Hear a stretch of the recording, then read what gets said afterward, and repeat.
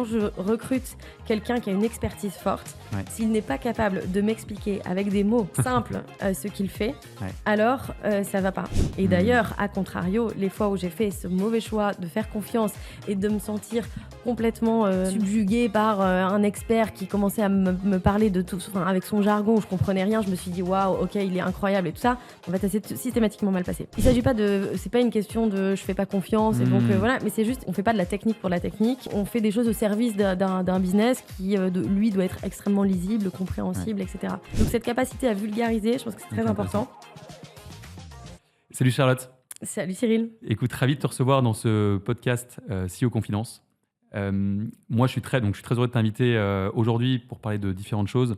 Parler évidemment d'entrepreneuriat avec Selency. Donc, tu es la fondatrice de Selency et je crois que l'entreprise a plus de 10 ans aujourd'hui. Donc, c'est un très beau succès dans la French Tech. Et donc, je serais ravi d'en apprendre plus sur les dessous de cette aventure. Et avec un angle particulier, du coup, angle recrutement, pour comprendre, du coup, à travers ces 10 années, quelle est ta vision du recrutement aujourd'hui? Comment est-ce que tu as réussi justement à constituer une équipe au fur et à mesure des différents événements, des différentes levées de fonds que vous avez traversées? Donc voilà, ça m'intéresse beaucoup et je pense que ça va intéresser nos auditeurs de retirer quelques apprentissages du coup de ton expérience. Génial, merci de m'accueillir. Ça te va du coup comme programme? Parfait. Trop bien, écoute, si tu veux, on peut entrer dans le vif du sujet et pour commencer, est-ce que tu pourrais te présenter, s'il te plaît? Oui, alors je m'appelle Charlotte, j'ai 37 ans. J'ai cofondé Selency il y a 10 ans maintenant avec mon mari, qui était à l'époque pas encore mon mari, mais voilà, c'était une aventure du coup en couple. Et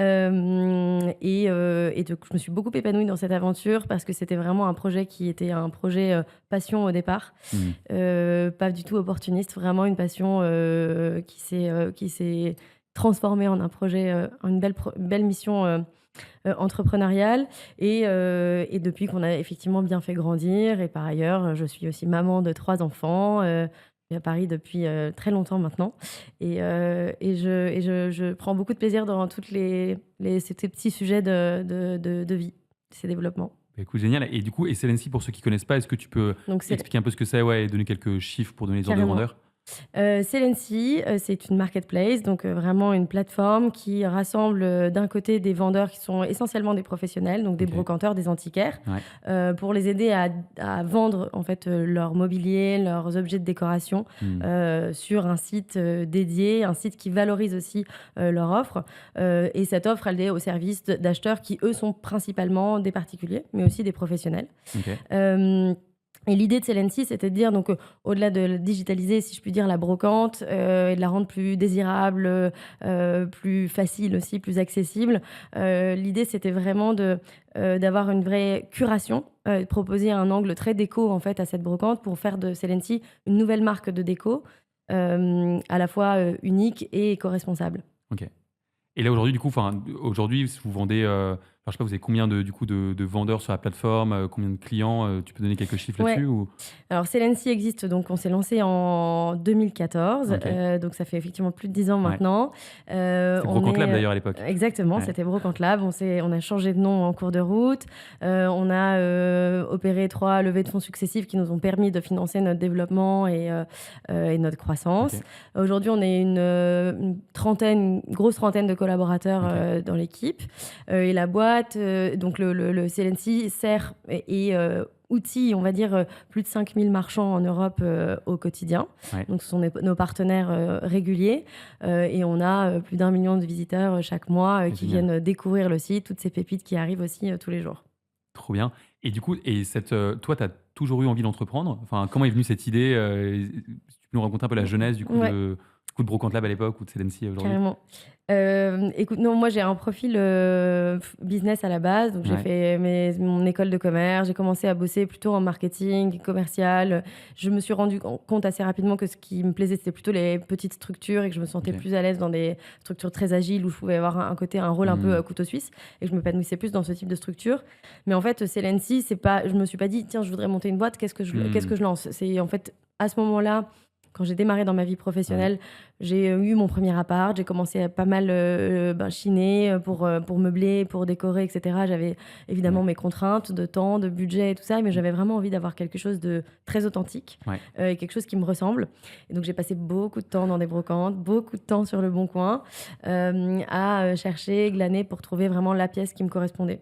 Et c'est en fait de là qu'est née l'idée. C'est vraiment, je me suis rendu compte qu'il y avait besoin d'un service pour le Bon Coin. C'est franchement un site, fait partie des sites préférés des Français et on sait pourquoi, parce c'est une malle au trésor, mais effectivement il faut beaucoup de temps avant de trouver ce qui nous plaît.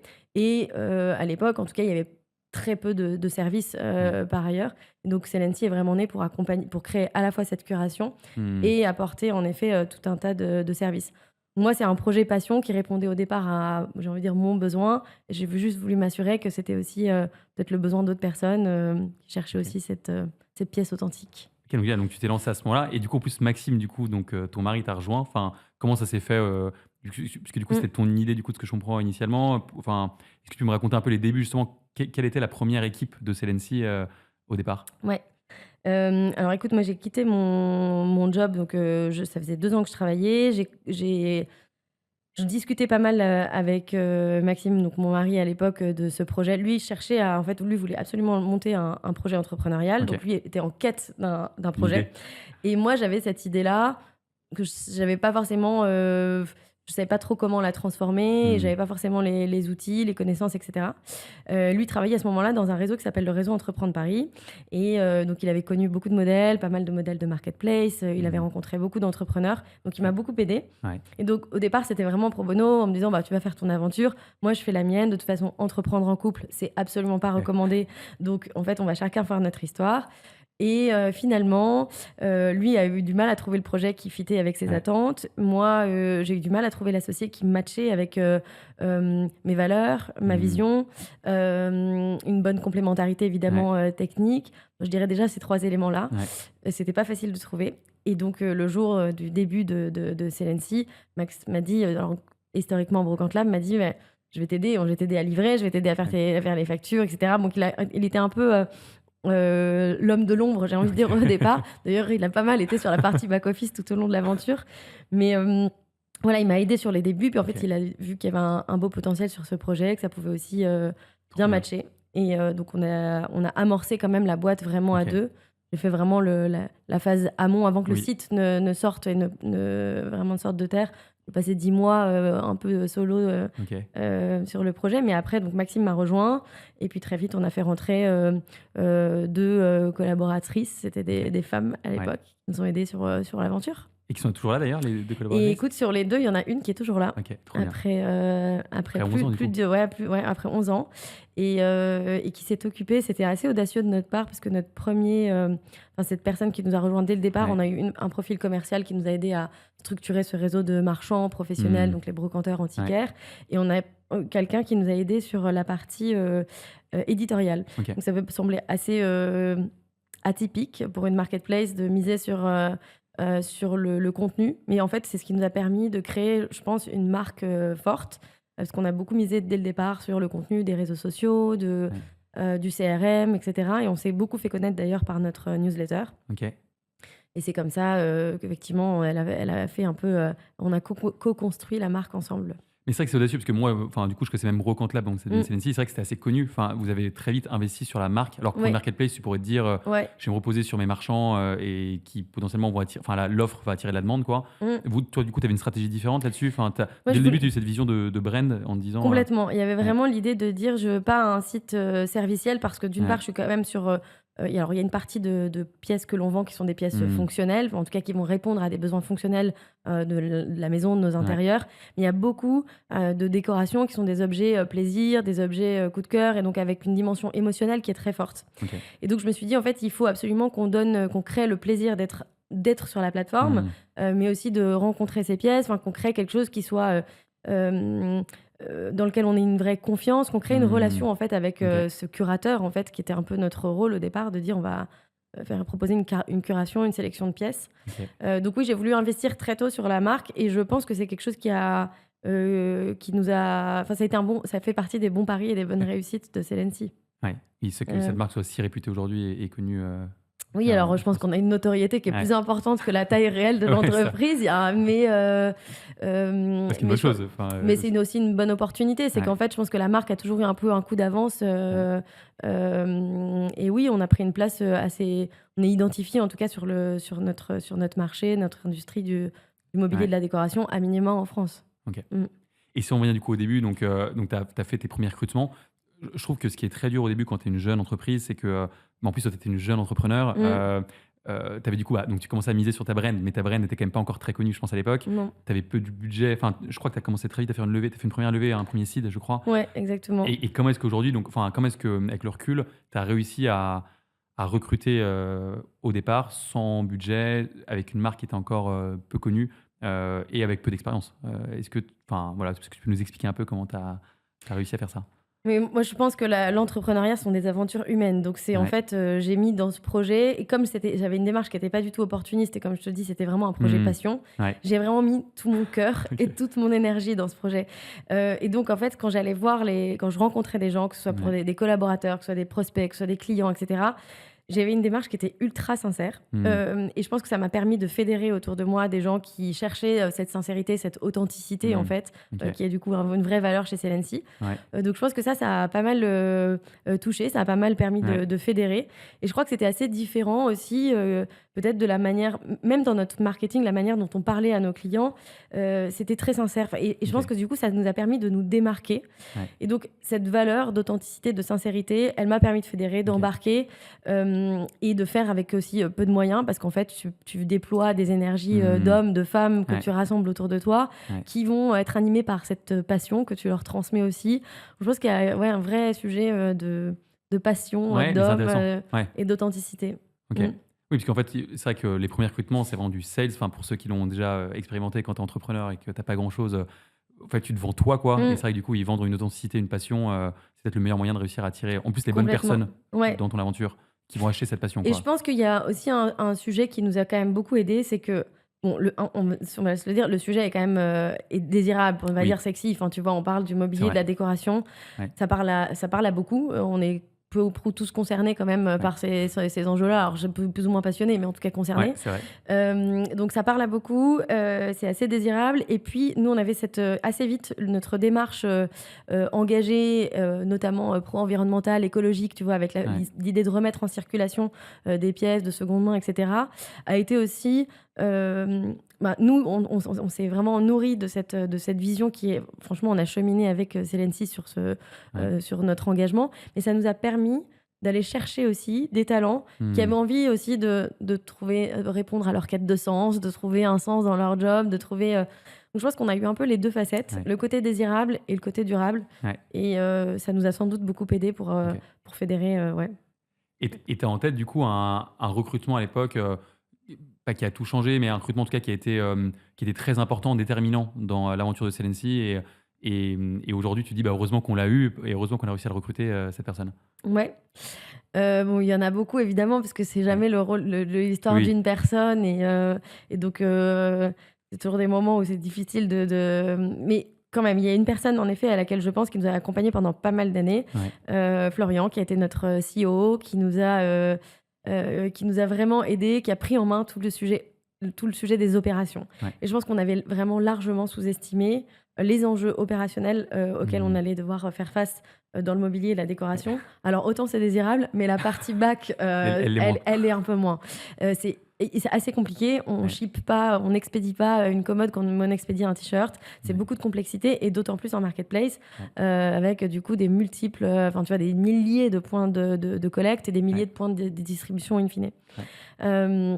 Donc, je pense que et puis ça a été plus qu'un collaborateur. Il a vraiment joué un rôle, je pense, d'associé. Il a trouvé sa place un peu. On a eu un fonctionnement en trio avec Maxime aussi. Et ça a été une super collaboration.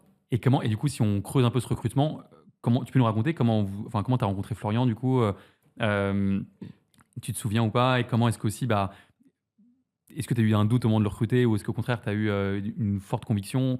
Peut-être justement, quels sont les apprentissages que tu tires sur ce recrutement qui a tout changé? Qu'est-ce que tu as bien fait du coup à l'époque potentiellement, ou qu'est-ce qui t'a aidé? Et que tu as en tête? En fait, alors je sais plus exactement comment on l'a identifié, comment on l'a sourcé. Ça, c'est une bonne question. C'est genre, c'est trop loin. Mais je me souviens de la première rencontre avec lui. Et je me souviin de m'être dit, oui, il y a une vraie complémentarité. C'est un profil plutôt ingé à la base. Alors, il a la double casquette dans les faits, mais quand même plutôt ingénieur. Donc, il venait compléter vraiment notre binôme avec Maxime. Et pour autant, il était parfaitement capable de vulgariser. Et pour moi, ça, c'est la clé. C'est-à-dire que quand je recrute quelqu'un qui a une expertise forte, s'il n'est pas capable de m'expliquer avec des mots simples ce qu'il fait, alors ça ne va pas. Et d'ailleurs, à contrario, les fois où j'ai fait ce mauvais choix de faire confiance et de me sentir complètement subjuguée par un expert qui commençait à me parler de tout, avec son jargon où je comprenais rien, je me suis dit waouh, ok, il est incroyable et tout ça. En fait, ça s'est systématiquement mal passé. Intéressant. Okay. Systématiquement. Donc pour moi, il s'agit pas c'est pas une question de je fais pas confiance et donc voilà, mais c'est juste il faut être capable. En fait, on fait des choses, on fait pas de la technique pour la technique. On fait des choses au service d'un business qui lui doit être extrêmement lisible, compréhensible, etc. Donc cette capacité à vulgariser, je pense que c'est très important. Et du coup, on avait le même langage. Donc ça m'a beaucoup plu, avec quand même un côté très sharp, très efficace. Donc on s'est bien trouvé sur ce créneau-là. Et puis un fit humain. Ok. Oui, qui est super important, surtout au début de l'aventure. Je me souviens de cette première rencontre, je me suis dit, mais en fait, trop sympa, j'ai vraiment envie de le revoir, qu'on se revoie demain, qu'on bosse ensemble. J'avais vraiment ce fit, quoi. Je trouvais que c'est quelqu'un de... Et ça, c'est très important. Et c'est marrant, d'ailleurs, ça rejoint un peu ce que tu disais sur Maxime, quand tu disais que tu avais du mal à trouver un associé au départ. Tu parlais justement vous partagez la même vision, les mêmes valeurs, et du coup, la complémentarité, l'expertise. On ressent aussi du coup un peu ça chez Florian, du coup, c'est ce triptyque du coup que tu as un peu qui te permet en fait d'évaluer aujourd'hui des bons profils. Complètement, ouais, les bons profils, oui. Ok. Ouais, je crois que ça repose pas mal là-dessus. Et du coup, et à l'inverse, est-ce qu'il y a des erreurs de recrutement que tu as faites et sur lesquelles justement tu tires aussi des apprentissages où tu te dis, en fait, là, j'ai peut-être été trop vite, ou voilà le biais dans lequel je suis tombé. Est-ce que tu as pu post-rationaliser certaines erreurs de recrutement et des apprentissages que tu as pu en tirer? Ouais, mais je reprends un peu ce que j'ai commencé à te raconter, mais je repense à quelqu'un, à des profils notamment, alors sur des sujets qui sont soit très tech, soit en fait sur des sujets très techniques, très spécifiques. Soit très tech, soit sur la partie plus market, acquise, en gros growth, quoi. Sur ces sujets-là, on a rencontré des gens brillants, je le remets absolument, mais je me suis parfois laissée complètement embobiner pendant la période, juste dans la phase d'entretien, parce que comme je ne maîtrisais pas, je pense que j'ai pas osé sans doute poser des questions. Je pense qu'il y avait peut-être aussi un truc de légitimité que je comprenais pas forcément en tout. Et donc, je n'osais pas forcément questionner. Et du coup, j'ai pas posé les bonnes questions.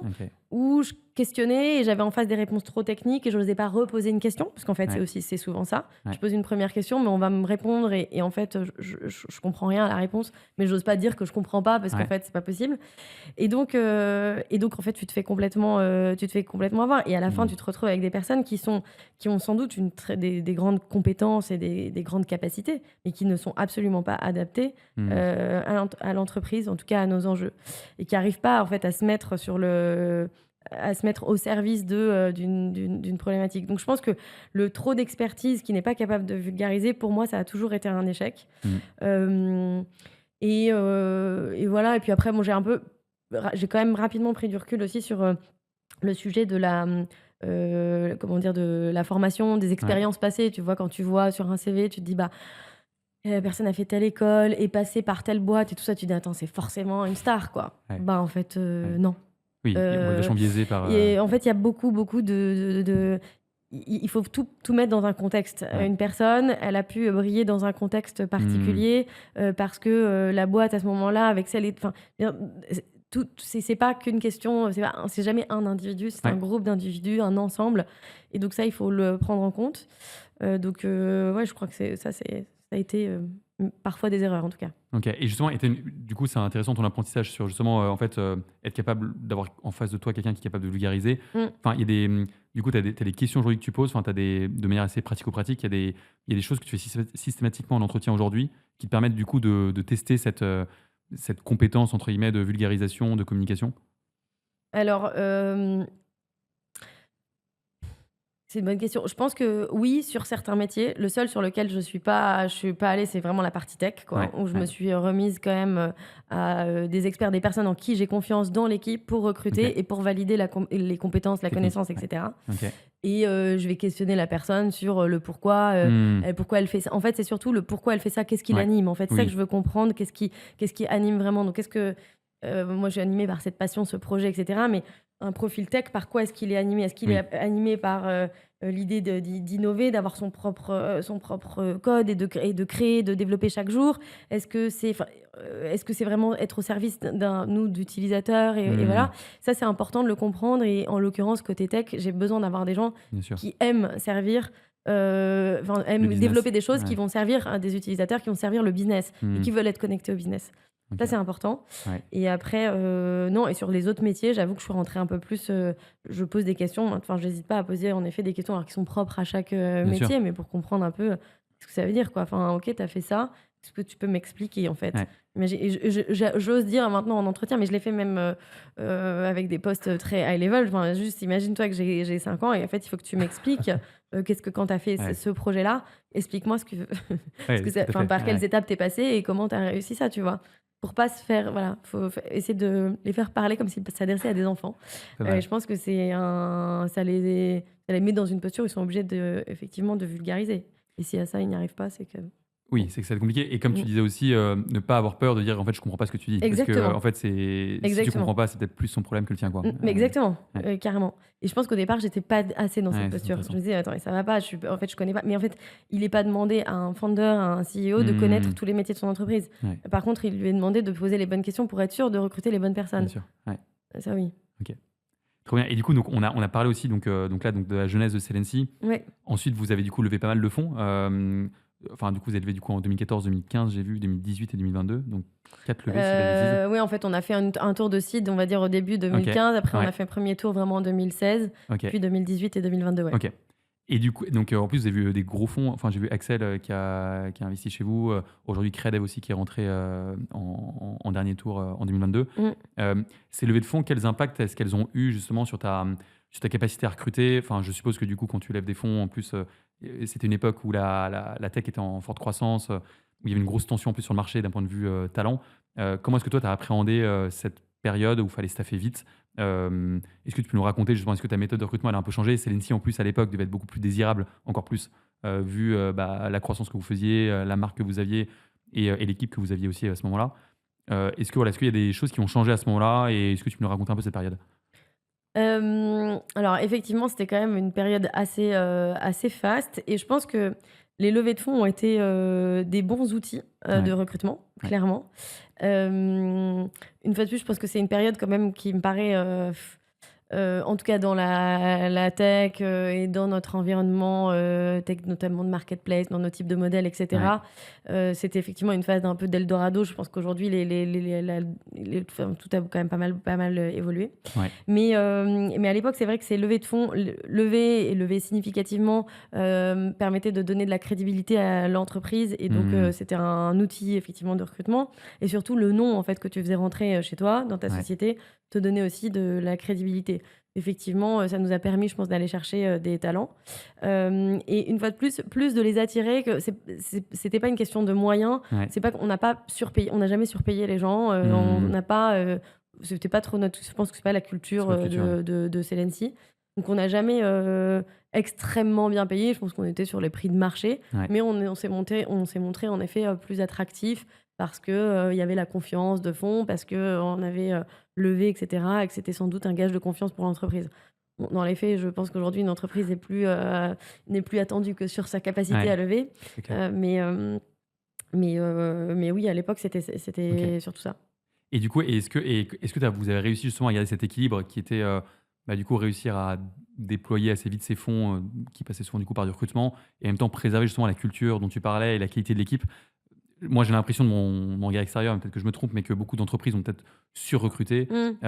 et peut-être qu'en fait, finalement, ces levées de fonds ont pu faire un peu mal, à vouloir croître trop vite, en fait, des entreprises qui n'étaient pas prêtes à croître aussi vite, et peut-être que du coup, ça a pu, perturber la culture ou même faire, faire sortir certains talents qui avaient beaucoup de qualité, mais qui se retrouvaient plus dans cet environnement.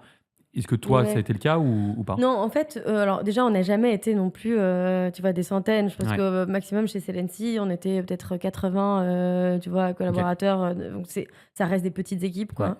Et on a connu en effet des périodes où il y avait quand même une intensité dans le recrutement. Il fallait en effet qu'on trouve les bonnes personnes, mais on a quand même, je pense qu'on s'est jamais travesti au point de recruter des personnes dont soit on n'avait pas besoin, soit des personnes qui fitaient pas avec du tout avec nos critères. Ça nous a pas empêché de nous tromper, hein, c'est pas ce que je veux dire, mais en tout cas, on a toujours été attentifs. Parfois, on a raté, mais on a toujours été attentifs à recruter des gens qui matchaient quand même avec la culture et avec nos enjeux, nos besoins.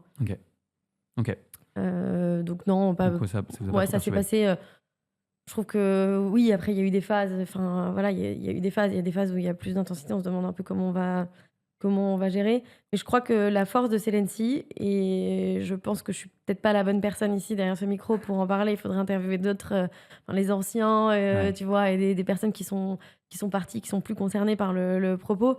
Mais je pense que la force de Celency, ça a été d'être très fidèle à sa culture de départ et d'avoir une culture très forte d'entreprise.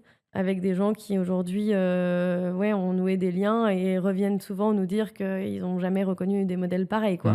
Donc je pense qu'on a toujours fait très attention à notre culture, qui est quand même très portée en effet sur l'humain, sur les gens, quoi, tu vois, dans nos critères de recrutement. Justement, c'est quoi cette culture? Enfin, tu peux la décrire un peu? Enfin, qu'est-ce qui la caractérise? On a cherché à avoir des personnes qui étaient déjà qui ont de l'ambition, ça c'est important pour nous, et qui des gens qui aiment travailler. Ça peut paraître un peu bizarre, mais en 2025, je pense que la question mérite d'être posée, parce qu'en fait, le curseur change beaucoup et les gens, d'une personne à une autre, on peut vouloir mettre le curseur plus ou moins sur le pro, plus ou moins sur le perso. Donc l'ambition professionnelle, c'est un vrai élément de culture. Le côté authentique, je suis obligée de ressortir ce mot-là qui est un peu bizarre, mais en tout cas avoir des gens qui sont à la fois transparents, sincères, humbles, tu vois, dans leur approche, quoi. Et ça va créer des liens très solides. Je suis convaincue que ça crée des relations qui sont du coup très fortes, très saines.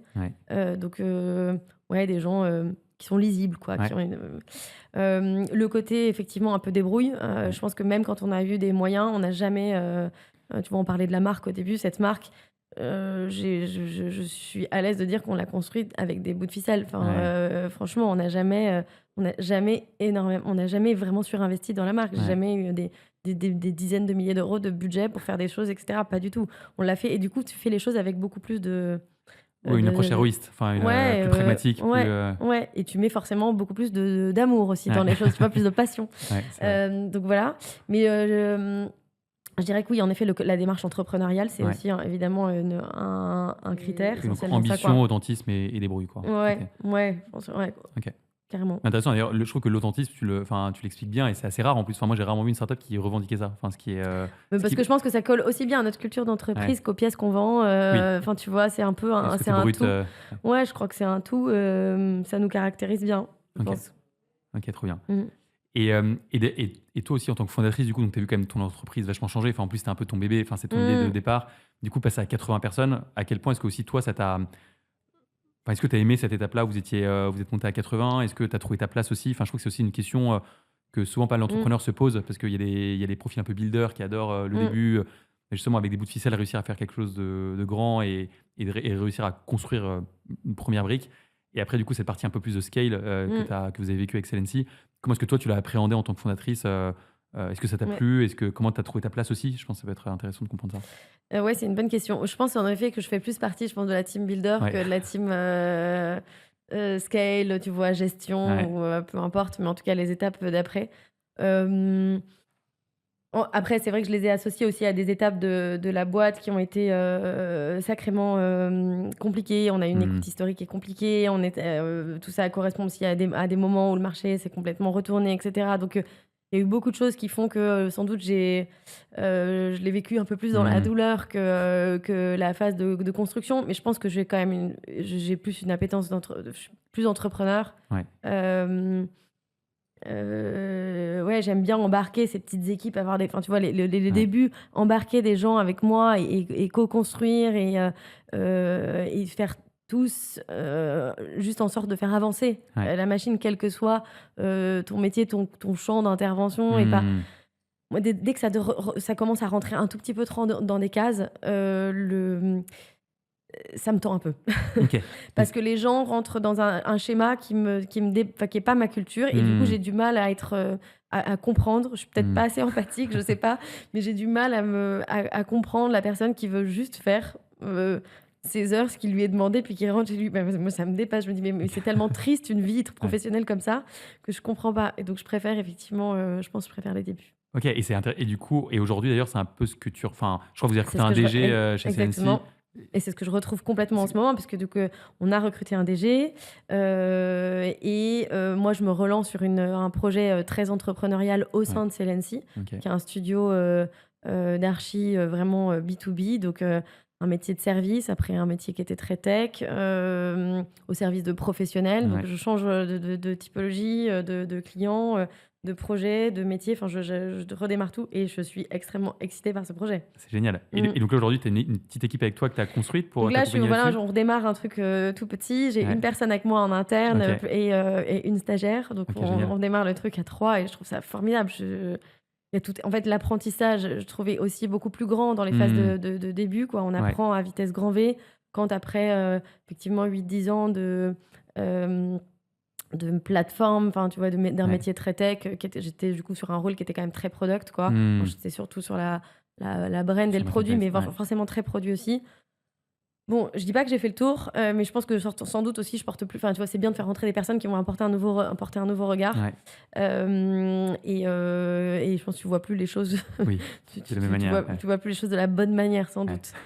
Donc repartir à zéro sur un OK. projet, je trouve ça génial. Je trouve que c'est un bon apprentissage, ça aussi, pour un entrepreneur. Enfin, tu restes, parce que beaucoup d'entrepreneurs pensent que c'est binaire, en fait. Soit ils se retrouvent plus dans leur boîte et du coup, Mmh. ils recrutent un DG, ils sortent potentiellement.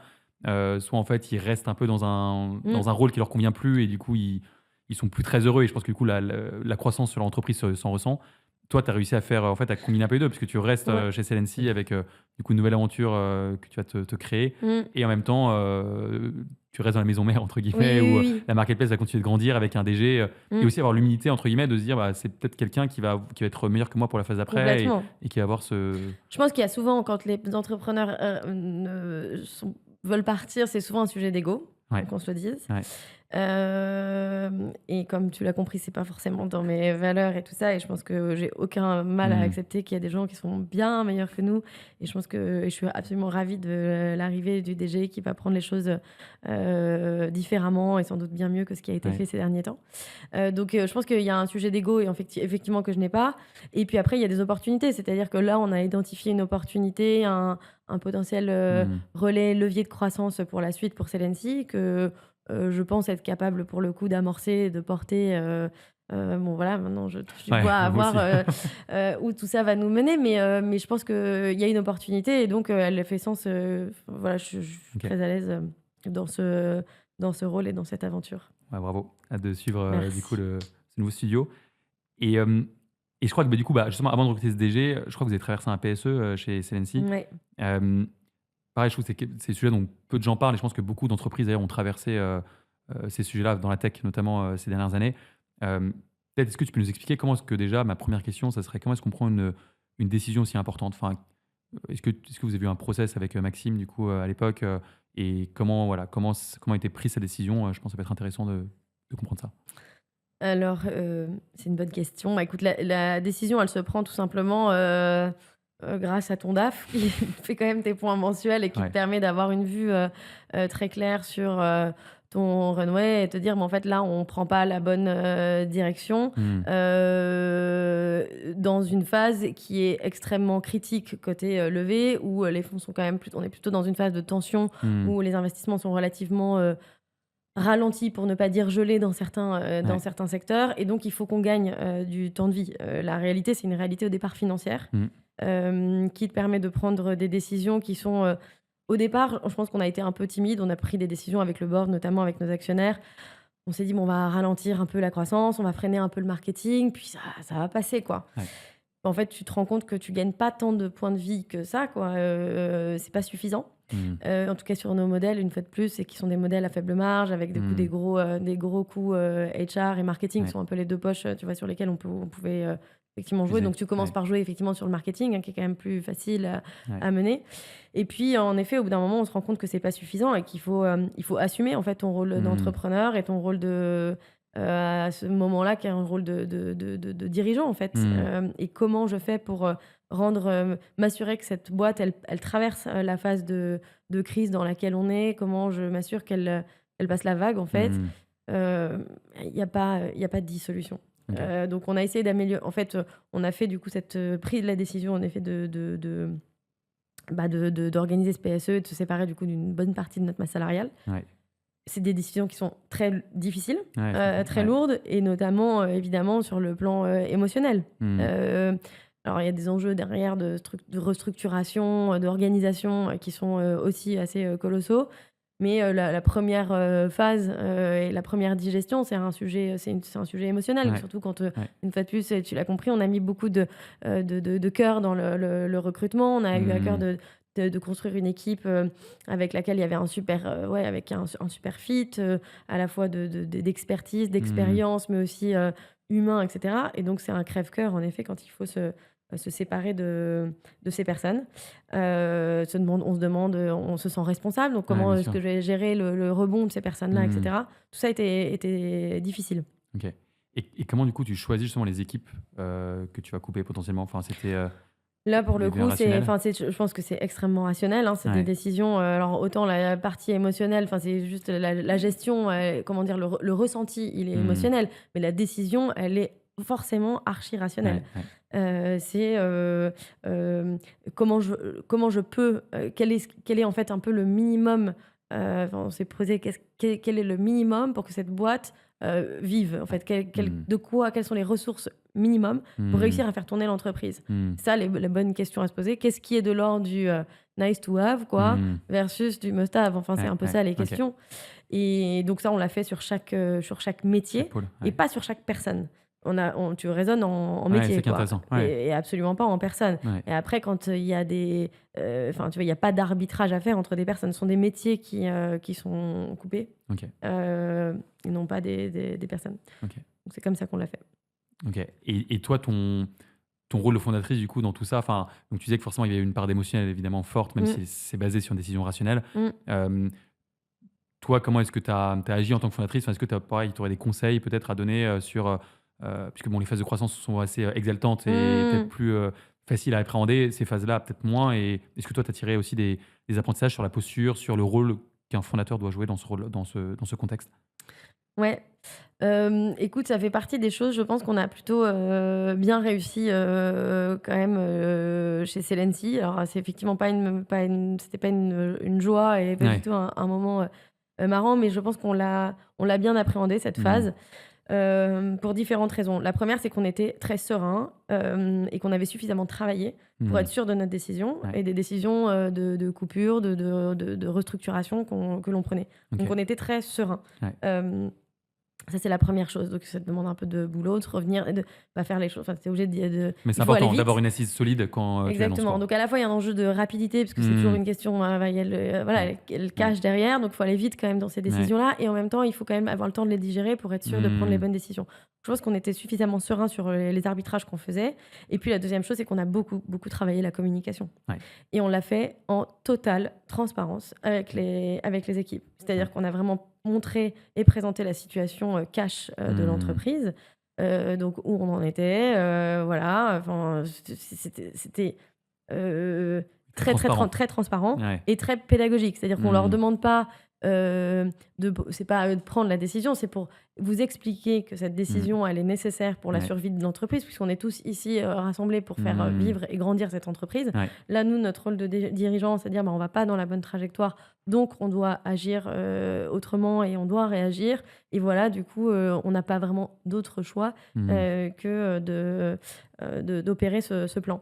Donc on l'a fait, on a communiqué, du coup, je pense, de manière très claire, très transparente, et on a mis quand même, effectivement, on a partagé aussi nos ressentis, on a mis de l'émotion aussi là-dedans.